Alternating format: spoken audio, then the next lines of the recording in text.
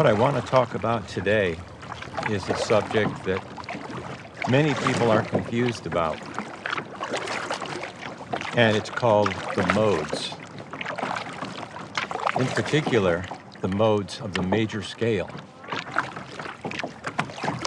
Other scales have modes as well, but when people are first learning the modes, they typically learn the ones associated with the major scale. And there's a good reason for that.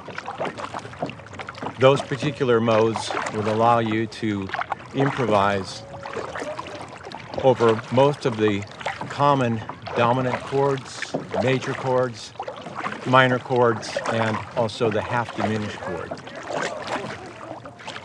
So they're the ones you want to learn first.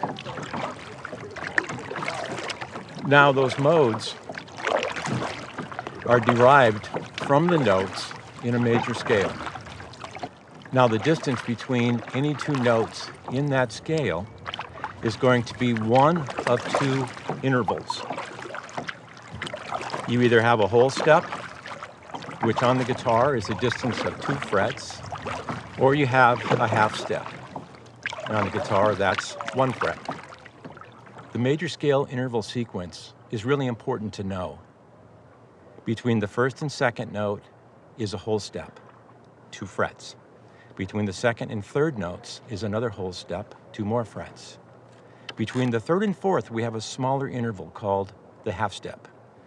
Between the fourth and fifth, and between the sixth and seventh is yet 1 more whole step. So there's 3 whole steps in a row there.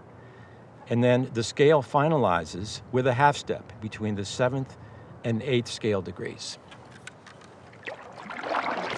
In order to understand how modes work, you have to know that interval series. Another way to look at the modes is to relate them all to one given major key. Let's take A major again, for example.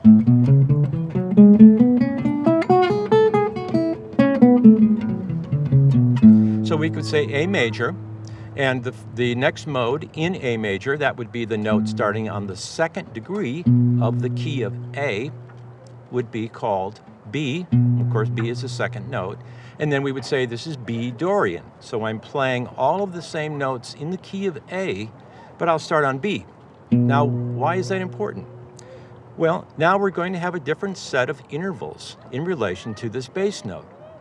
Instead of having a whole step, another whole step, a half step, and then a whole step, whole, and then half, we're going to have this structure. Whole step from the first note to the second, but a half step from the second note to the third.